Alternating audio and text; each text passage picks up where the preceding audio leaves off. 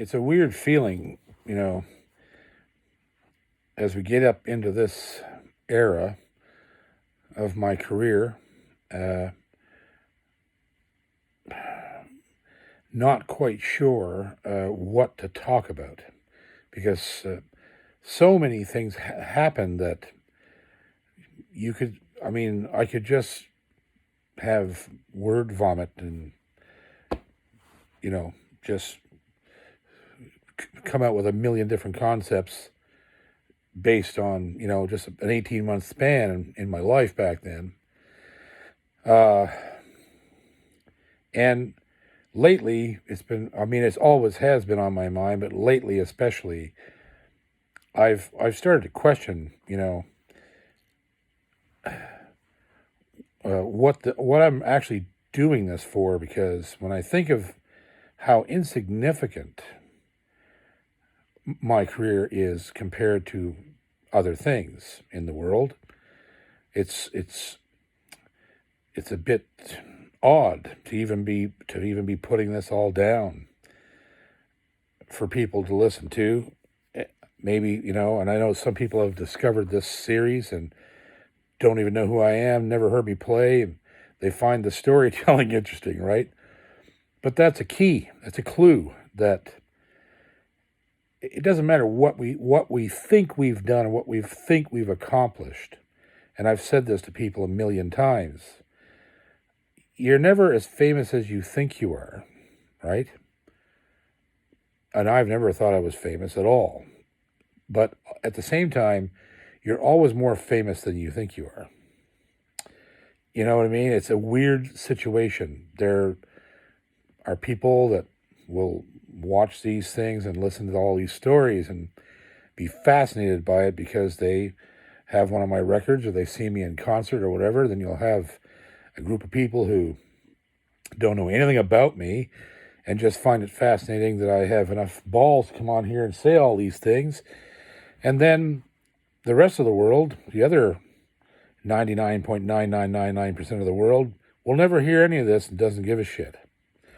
So it's a fascinating exercise. And this week's episode should be called, I don't know what the hell I'm going to talk about this week.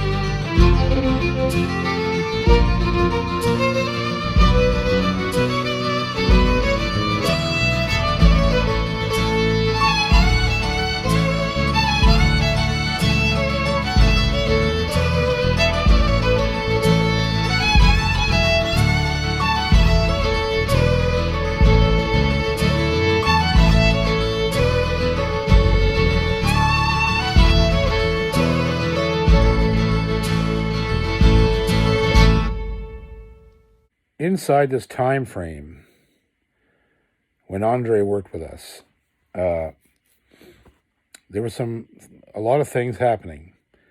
The first thing I want to talk about, I guess, is I don't remember what year it was. If it was 2003 or 2002, I don't remember. That's sad, but I don't. But every year since, I don't know, somewhere around 1994 maybe, or no, it would have been earlier than that. But anyhow, every year, Stompin Tom I'd called him every few months because I loved him, and we'd just sit on the phone and drink beer and talk. And if I wasn't able to go see him at his house, I'd put a phone call in late at night, and we'd get on the phone for 3 hours and laugh and talk. And once a year, he'd be going on tour, and he'd always ask me, "Do you want to come on this tour?" Well, I'd love to, Tom, but I've got dates all through that those months that you're touring, and I can't take the gig. I'd love to, but I can't. So finally, for some reason, I don't know why, but he just happened to call me at the perfect time of year, and he was going on it was a tour that was going to be from Ontario east, I believe. Yeah, it was Ontario east and back up through Ontario. So it was everything east of Toronto and east of Toronto. And so he called me and he said, I'm going out. And I was like, you know what, Tom? I think I got a couple of dates in that stretch, and I'll cancel them. I'm coming. Count on me. He's like, all right, cool. So then he says, would you help me put together a band? Do you know anybody who can play? And I said, well, what do you need? He said, well, we're going to need a bass player because my upright player doesn't want to tour. He had a young guy playing upright for him on his records in the studio there who was brilliant. And but he didn't want to tour, and I don't blame him, especially with Tom. It was difficult to tour with Tom. And I immediately thought of Dave Gunning. Because, well, for one thing, Dave Gunning is one of the best bass players that I've ever worked with. And he has huge ears, and I don't know how else to explain this except to say that I felt it was of ultimate importance that Dave get to not just meet Tom, but work for him and be, at that level of friendship with Tom. Something inside me demanded it. It was like, I can't let this opportunity pass by Dave. This is the perfect opportunity for Dave to see and experience a side of the music industry and a side of this nation that he's never seen. And it's the only way you're going to see it is touring with Stompin Tom Connors. So I says to Tom, yeah, my buddy Dave Gunning, he's fantastic. He's a singer-songwriter. He's got his own albums. He would love to play upright bass for you, man. He'd do it in a heartbeat. And so I gave Tom Dave's number and never told Dave, of course. I recruited him without even saying anything. So the plans are made. We get off the phone and I call Dave. And this conversation was so funny that Dave actually still uses this in his shows. He talks about, it's part of his stage banter now with the audience. It's such a legendary moment. And he does a wicked impression of me, Dave, right? He actually sounds more like me than I do sometimes. So I get on the phone with Dave and I'm like, you're never going to believe what I'm about to tell you. And Dave goes, what? I said, well, you're going on a road with Stompin Tom. I didn't ask him. I told him that you're going on the road with Tom and me. And Gunning's like, what? I said, yeah. Tom just called me. There's a tour. It was in June or July. It was a couple of months away, a month maybe or so, a month and a half, 2 months. I said, you're playing upright bass in the band, and I'm opening the shows, and I'm playing electric guitar and whatnot, and I'm leading the band. And Gunning goes, I don't even know how to play an upright bass. And I said, listen, you're a great bass player.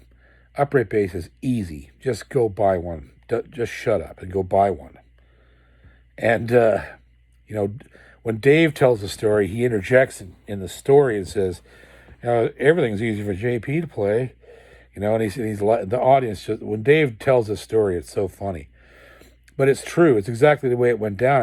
I just told him, look, don't waste this chance. Don't even think about this. Just do it. You'll never get another opportunity like this ever again in your life. Go buy the bass, learn the parts. We're going to Toronto in X number of weeks, right? So he did. He went right down along McQuaid. he bought a really nice upright bass that he still has, and he took it home and he bought a 24 of Moosehead Green beer, and he sat there in the studio for 3 weeks drinking Moosehead beer and playing upright bass to all of Tom's records until he knew every song. So so there it was. He did it, and I was proud of him, and it's true. It was the only chance that Dave would ever get to do this. This is an opportunity that many musicians, I'm sure, now that Tom is gone, wish they could have had, to be on the road with that man, because he was the ultimate touring machine, this guy. And you were in front of audiences with Tom Connors that were much akin to being on stage with Elvis. And I've talked about that in an earlier episode. But these people that followed Tom were just maniacal. They were insane, and they loved him so much. It was just something to see. It was something incredible to see. And so anyhow, the time goes by. Now, I remember this tour, this one little trip was strange for me in my personal life, because it was going to be, Tom didn't allow wives, of course, to go on the road with the band members. So this was going to mean that Hilda and I were going to be separated basically for the first time since we were married. And she wasn't going to be working. There was no work for her in this tour. So, and that, I have to say, it opened my eyes a little bit. Because up until that point, I was pretty well, crushed in that situation where I thought I couldn't get out, and I'd given up, really, about most anything. And just the idea of going on the road for 2 months without her and actually making a good living, because Tom paid good money. So it opened my eyes a bit. It was like, okay, wait a second now. Maybe there is a chance for me to not be stuck where I'm at, for the rest of my life. And so away we went, and we went up to Toronto. Now, a lot of people have talked about this, but few have had the true experience, right? When we got there to Tom's house, there was, of course, a meeting, which was not a meeting. It was a giant piss up at his bar he had in his house, and we drank beer and talked about everything all night long. But before everything got too drunk out, he pulled out the contracts, and so I'm just going to give you some highlights of this contract. I'm not joking. I'm not exaggerating, or this is just some of the things that were in the contract. Okay, so number one, and this was going to come up a few times. Number one, once the tour leaves the driveway, you cannot leave the tour. Which means if you go through a town where there's family, or your girlfriend, or your wife, or your house, you are forbidden to leave the tour, to go to see those people or those places. Forbidden. Penalty, instant termination. Okay, second one. When on the road, driving, there will be a caravan formed by the vehicles of the tour. Tom will always lead it, and every other vehicle in the caravan must drive at the same speed as Tom. That's it. No questions asked whether he's going 40 kilometers an hour or 200 kilometers an hour. You must stay in the caravan. Penalty for failure to do this, termination. And then here was a really crazy one that Dave didn't even... I told Dave it was going to be in there, but he didn't believe me. One of the last things in the contract was one member of the band must stay up and awake and socialize with Tom until 7 a.m. the next morning on gig nights, unless stated by Tom he doesn't want anybody there. But every night, one of the band has to go and be with Tom until he goes to bed at 6, 7, 8 a.m. in the morning. And you have to drink, and you have to socialize, and you have to go there and interact with him hard. That was in the contract. Anybody who wasn't willing to do this was not hired in the first place. And if you shirk those duties, termination. So it worked out that we did a rotation. There was me, Dave, Darren Prize, drummer. I can't remember if there's anybody else in the band. I can't. That's sad. I think there was, but I just can't recall who the hell it was. Maybe there wasn't. But anyhow, there was enough of us that we were on deck with Tom every fourth night. So that was really good. You'd have to stay up all night one night, but then you'd have 3 nights off. Then you'd have to go again the fourth night. And that's how we survived that. Because and even Tom looked at us and said, listen, you might be tempted to come on down in the room every night. And he said, I don't mind you doing it. I love you being there. He said, but if you do that, you're going to burn out. So don't do that. I don't want everybody coming down every night so that everyone's fried the next day. Stick to the rotation, and it worked. It worked out. And as a matter of fact, we actually traded spots sometimes. If you weren't feeling well, you'd get the next guy, take your place, and you'd switch with him the following week or whatever, the following cycle. It was really, really weird. Like this, well, I'm sure it's not any more weird than some of these major stars, like asking for blue M&Ms and, Kenny Rogers' contract asking for, 3 escorts per night and whatever. But Tom's contract was totally bizarre.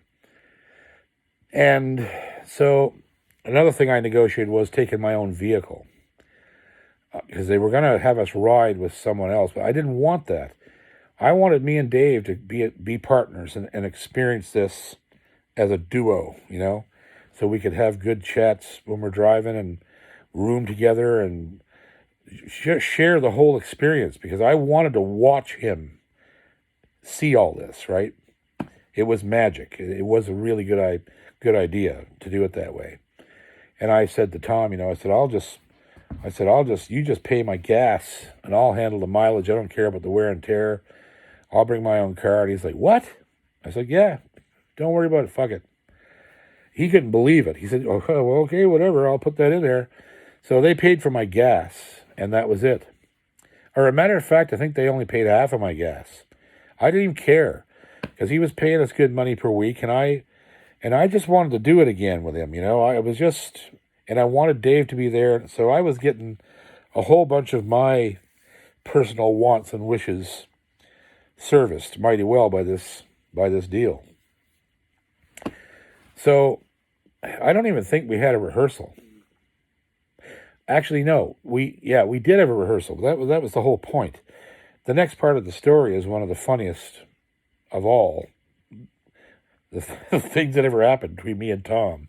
Also, I have to go back just one step, because there was a phone call. Also, the story is told by Dave, and he tells it better than anybody in the world. There was a phone call from Tom to Dave before he got hired, which was a job interview on the phone, right? And so this job interview went something like, Tom said something like, "So you're not one of them, you know, you're not one of them teetotalers, are you?" And Dave goes, "No, no, sir, no." And Tom goes, "Because we ain't a bunch of preachers out here on the road, we're doing whatever. Can you hold your liquor?" And Dave goes, "Well, and because Dave's not a big drinker, he's really actually a really tiny guy. He's tall, but he's rail thin, and he can drink. He's drank with me all these years, and he can hold it." So he says to Tom, he says, "Well, yeah, I can hold my own, and Tom goes, "Yeah, because we don't want any fallsy downsies out here on the road." Fallsy downsies. So this was the job interview. Was about whether or not Dave was a drunk, right? This clued Dave in pretty quick to some other things that were going to come up later on. So anyhow, we get up there, we sign the contracts, and I don't know, I don't even remember the exact order of events, but the tour started in Brockville, Ontario, at one of the big theaters there, and we were to meet there at this.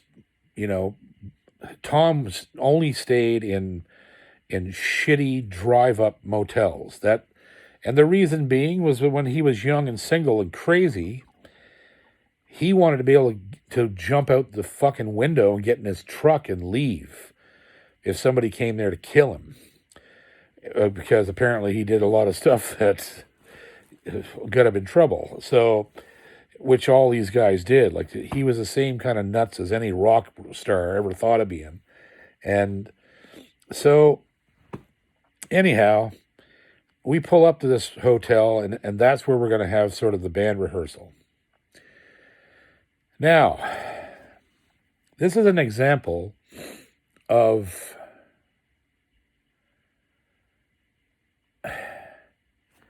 something I did that now I feel bad about.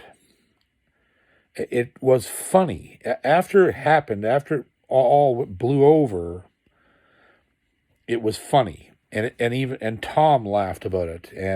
But it's something I regret doing because it was unnecessary. It showed a pretty large lack of respect for Tom. But by the time that this was going on, by the time that I was sitting in that hotel room with the guys, going over the songs and going over what was going to be, done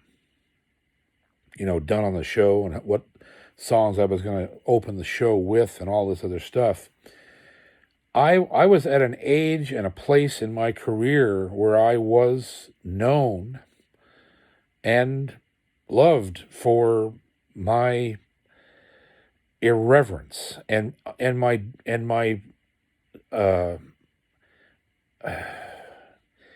my rebellion against the system, right? Whether it be the system of the industry or the system of government or society, or I sang songs about it and I talked, and I still am that way. I get a serious problem with authority. And so I was a different man than I was in 1990. In 1990, I was a baby. I didn't know my ass from a hole in the ground.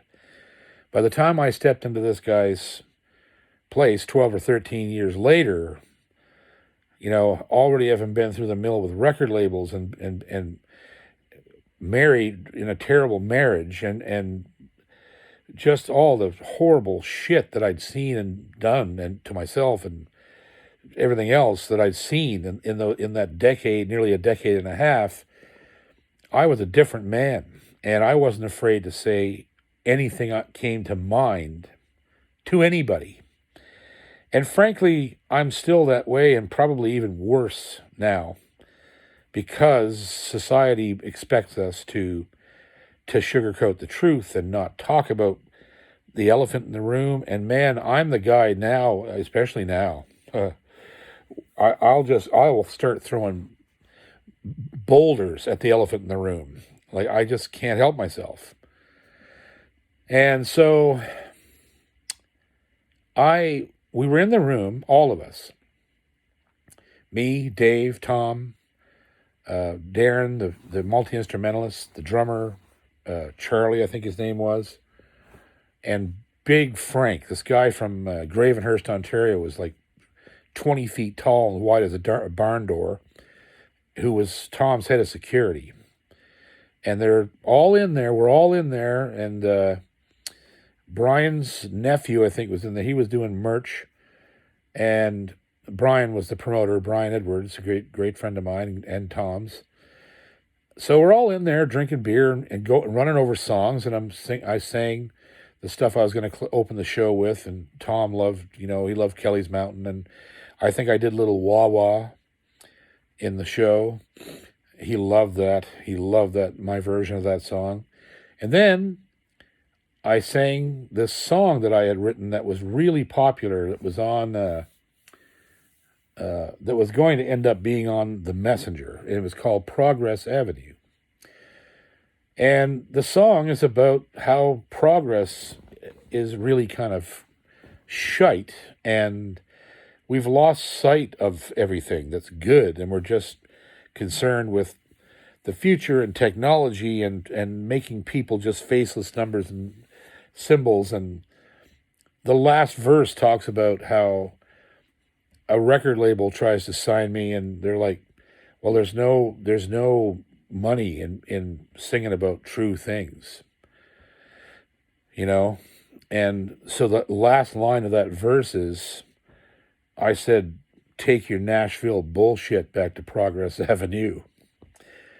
Well, when I got down to that last line, I kind of caught Tom at the table there out of the corner of my eye, and he looked kind of dissatisfied.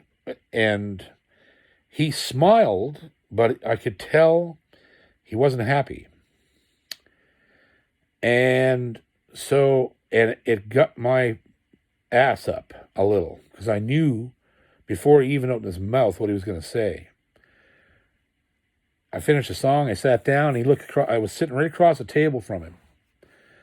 And he goes, you can't do that song on my show. And I said, what? And he said, it's a family show. And you can't say, if you don't change the lyric, you can't say bullshit on my show.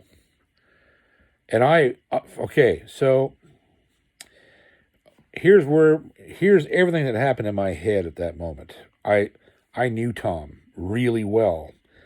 I'd done nearly 6 months with him before. I talked to him all the time. I personally saw him do things that were highly, questionable.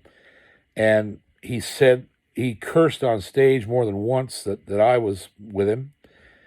He said shit or goddamn or whatever. And like one night he even said fuck on stage one night by accident, but he still said it. And because he swore, cursed and swore all the time, right? And like his humor was pretty raunchy on stage, and he wasn't profane or anything, but he had no problem saying something like that on stage. And so I thought, this is highly hypocritical of him to cut a really good song that people really loved. This song, it was a very popular song at the time. And I was like, fuck, like, why is he doing this? And I looked at Tom and I said, man, that's lame, man. That's pretty wimpy. And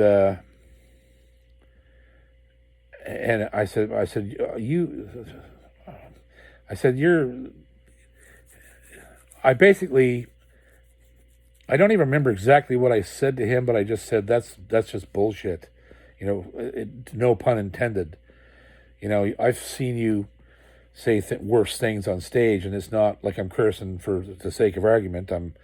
It's a lyric in the song, and he said something to me like, well, he says, well, what do you think? What do you think I am? He said, you think I'm being too tough or whatever on you or whatever? And I looked at that man across the table and I said, no, I don't think you're being too tough. I said, I think you're being a pussy. I said this to Stompin Tom Connor. I think you're being a pussy. And then I pushed it one step further and I said, I'll be surprised if they don't start calling you Tappin' Tom, because you ain't Stompin' Tom anymore. And it was in for a penny, in for a pound.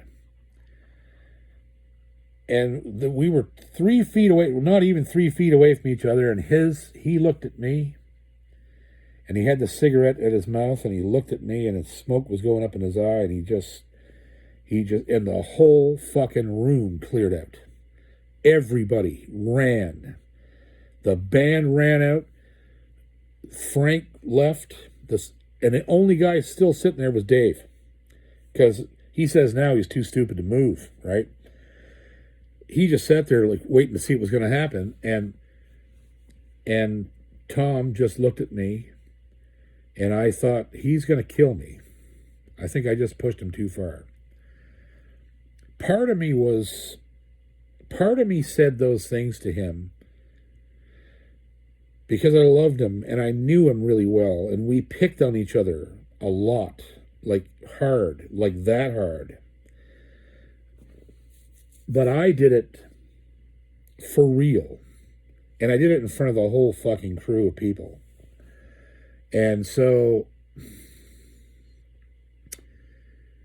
there was this 45 seconds of Mexican standoff where I was just glaring at him over the table and he was looking at me. And now, mind you, this man is 64 years old. But he still could have kicked my ass all over that room. And I thought, I might be just off the tour, or I might go out of here in an ambulance, one or the other, but I'm standing my ground.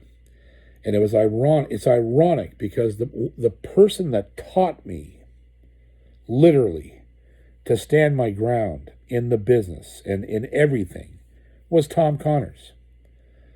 It was like, the master's become the student kind of idea, because it was so bizarre. It was like, Dave said it was like watching a gunfight. He said it was just like watching one of those old westerns where, the two slingers are looking at each other. And so after a few seconds, which must have seemed like an eternity to Dave, Tom just looked at me and he took his cigarette and he crushed his cigarette out. He started putting another one in the holder and he goes, "We'll talk about this later, bye." And I thought, okay, well, I said, I'm done. I thought to myself, I'm finished. He's going to fire me right now. So it kind of put a damper on everything, and I excused myself. I said, Tom, I got to go to my room. If we're leaving, we're going to get up and do whatever in the morning. I was tired. We just drove there from Pictou County and Cape Breton and Pictou, right? So I left, and not too long after that, Dave came in behind me, and Dave and of course, we also received all our radios. Everybody got their walkie-talkies and were assigned their walkie-talkie names. And so we were given that right away, two walkies and batteries and all that shit. And so Dave shows up right behind me in the room, and he walks in and he goes, "Holy shit, man." He said, "I never seen anything like that in my life." And I said, "No, me neither." I said, "And we're probably going home now." Or I said, "At least I am. He'll fire me in the morning."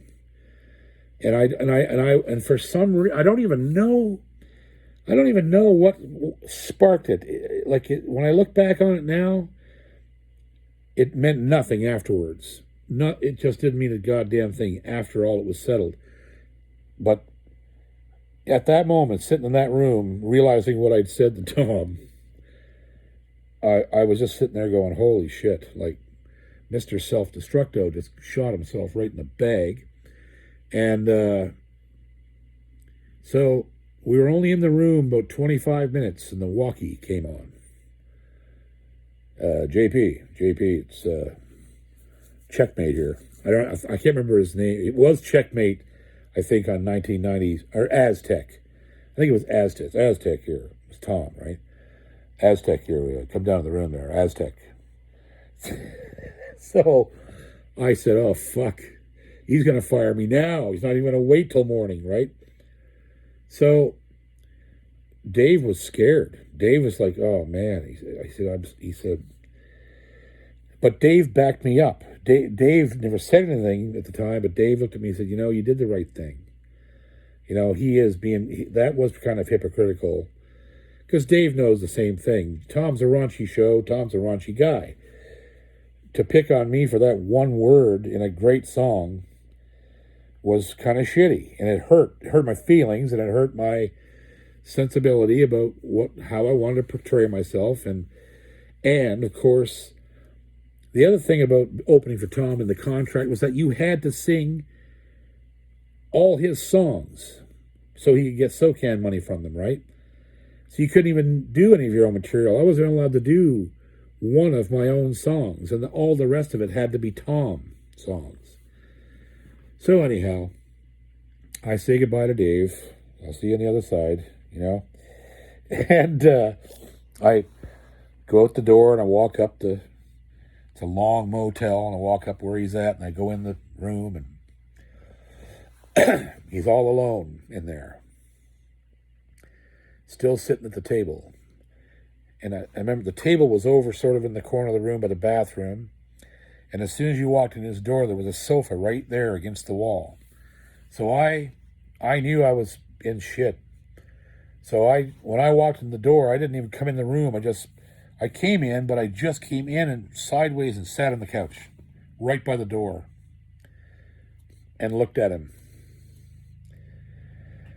And he looked at me, and he stood up, and he started walking over towards me, and I thought, well, I'm not going to let him punch me in the face while I'm sitting down. So, because I know he's going to punch me in the face.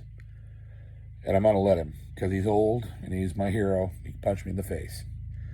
So I stood up, and I met him right in the middle of the room, and we were face to face. And I mean 12 inches from just right there. And he looked me right in the eye, and he pushed his hat back, and he said, JP, I love you, but there's no room for two roosters in this hen house. And he looked at me, he says, you understand me? And I said, yes, sir, I surely do, and I'm sorry. And he said, let's have a beer then. And that was Tom, right? And that was Tom and me. Him and I had a very, he was like a father to me.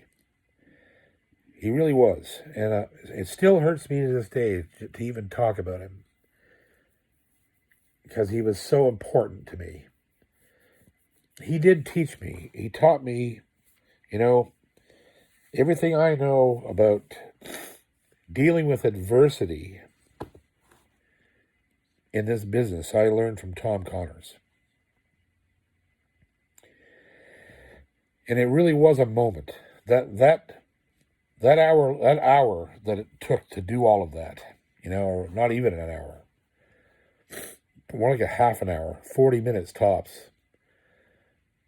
Tom and I became, our friendship was transcended by that. Again, he had an immense amount of respect for me after that.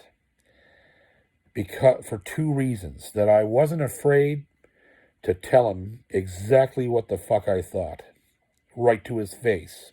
Because he was like me. I don't like getting talked behind my back. I will say anything that I say on here to anybody to their face. And if people want to put me down, they should do it to my face. Or say anything about me, say it to my face. I'm a grown man, I can handle it. And if you're right, I'll tell you. And probably you are. If you're saying something bad about me, likely you're right. So he had a massive amount of respect for me for that. And I felt it. Like he exuded it to me, and my respect for him went through the roof, because he could have fired me. It was in his power to just look at me and go, you know what? Yeah, we can't have two roosters, so fuck off.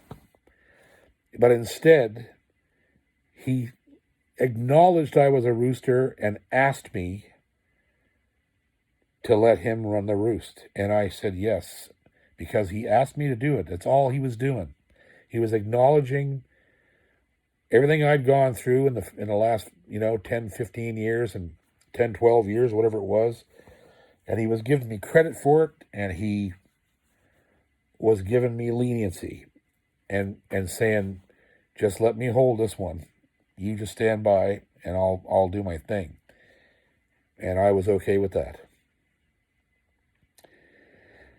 And that's one of the reasons Tom Connors is probably one of the most important people in my career. Not that he sold me records or got me a deal with anybody or any of those things. He was an example of how to do it yourself in this business. He was the DIY king of the music industry in Canada. And he exemplified everything about Canadian music and why it's important and why people love it, even though some people don't even know they love it till they hear Tom Connors, right? So that was the beginning of the tour. And there wasn't another single problem for the whole rest of the trip. That was it. It was one blow up, done. And it was resolved expertly by Tom, and on we went. And it was a fabulous experience. But there was a lot of funny things. The two guys that were in the band with us there, Darren Parise and Charlie, I can't remember Charlie's last name. He was French. Charlie was like Charlie.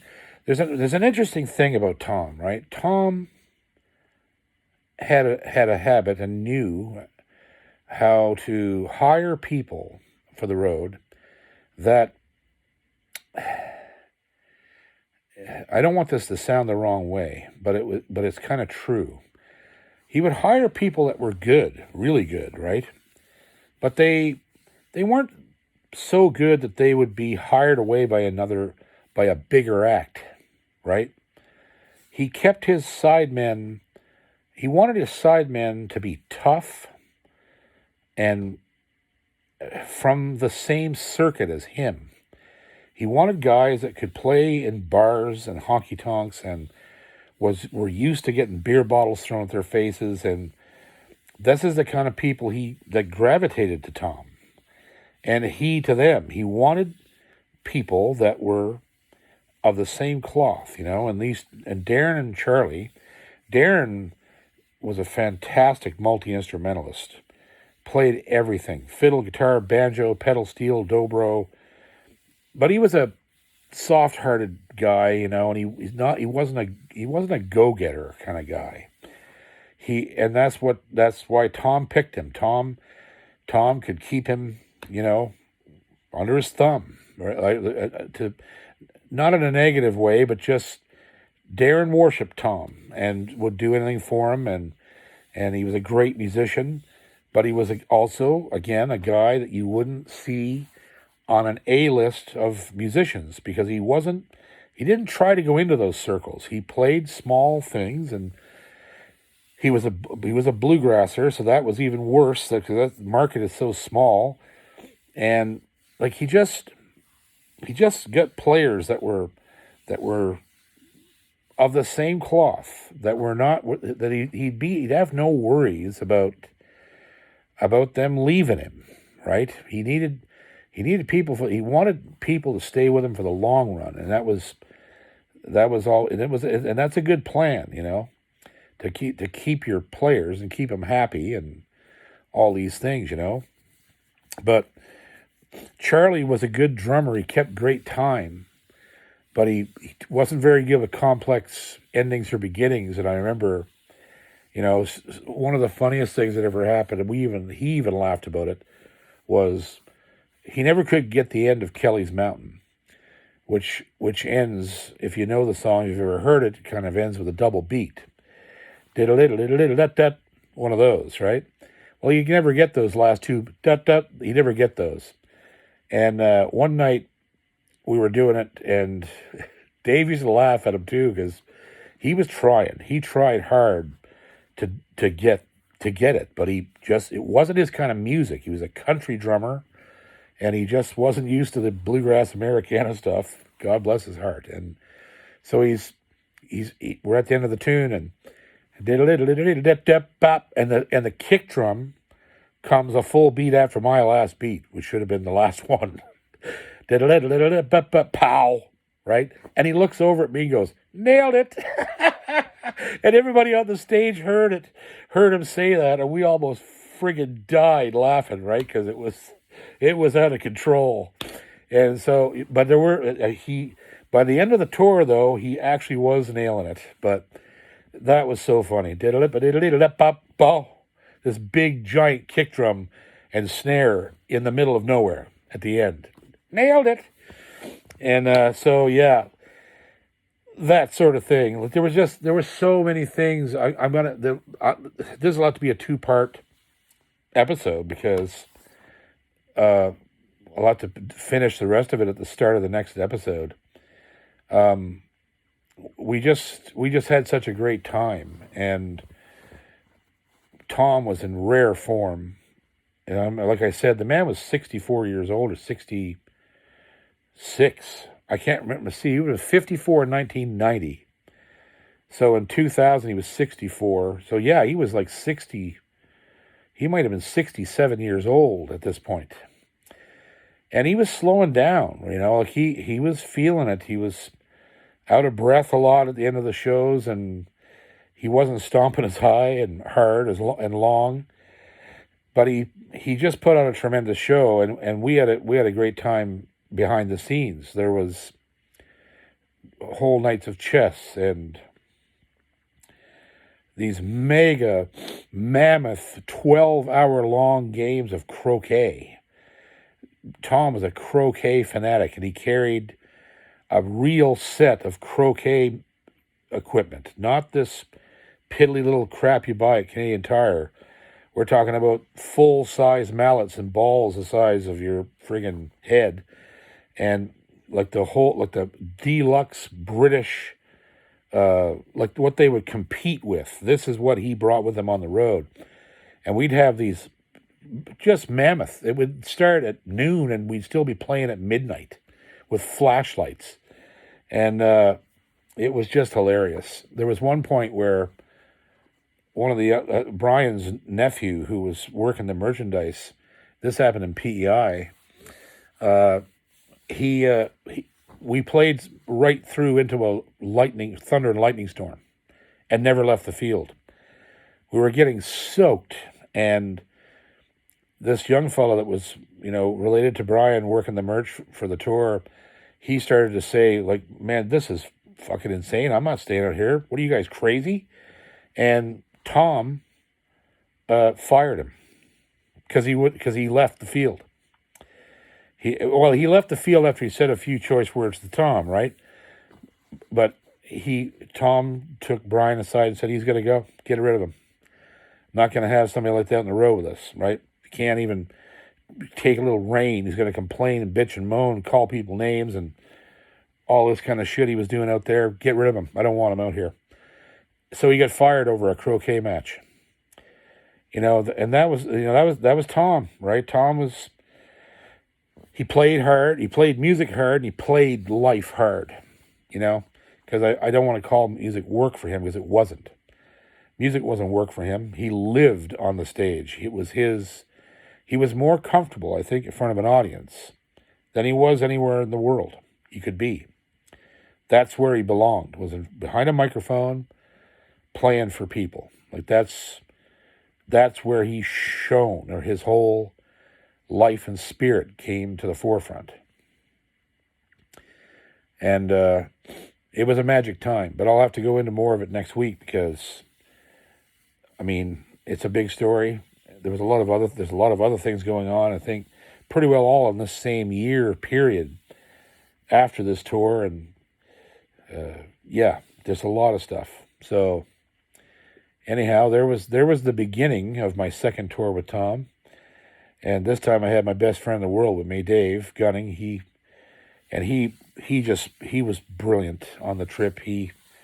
Dave, you can't fizz Dave. Dave will do anything that's required of him to do. He's got a work ethic like no human being I've ever known in my life. And he took it seriously. And it wasn't just the music he took seriously. He took the odyssey of getting to know Tom very seriously. It was important to him. As important as I knew it would be once he was out there and saw what it was like and what Tom was really like, it became imperative to Dave at that time. At that point, he made the decision. I could see it in his face. I'm going to take advantage of this. This is the only time I'll ever get to do this. I'm going to find out everything I can from this man because he knows things I will never know otherwise unless I ask him. And so Dave and Tom's friendship blossomed. Tom just loved Dave. Tom never had a cross word or anything with Dave. And Dave, we'll get into next week.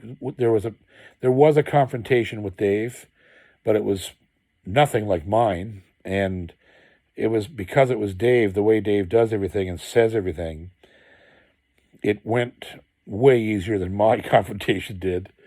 But anyhow, that was the beginning. That was the very beginning of the trip, and just a few of the things that were going on. It gets much more interesting as we move forward there. But yeah, Stompin Tom, man, appearance number 2 in my story, and sadly there's one more after this, but it's a few years later. But yeah, there'll never be another Tom. I've said it before, and I'll say it again. There'll just never be another Tom.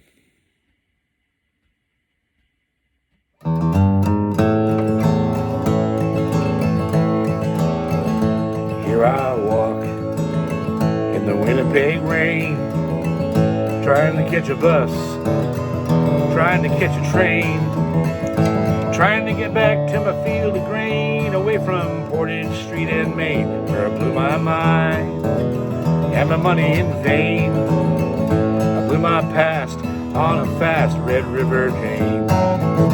Red River Jane, that's her name, 69 Ripoff Lane. I must have been insane to play her game. Crazy fools have got to learn, country boys have got to get burned. And I blew my mind and my money in vain. And I blew my past on a fast Red River Jane. Here I walk in the Winnipeg rain, trying to catch a bus, trying to catch a train, trying to get back to my field of grain, away from Portage Street and Main, where I blew my mind and my money in vain, where I blew my past on a fast Red River Jane. Red River Jane, that's her name, 69 Ripoff Lane. I must have been insane to play her game. But crazy fools have got to learn, country boys gotta get burned. And I blew my mind, had my money in vain, and I blew my past on a fast Red River Jane. And I blew my past on a fast Red River Jane.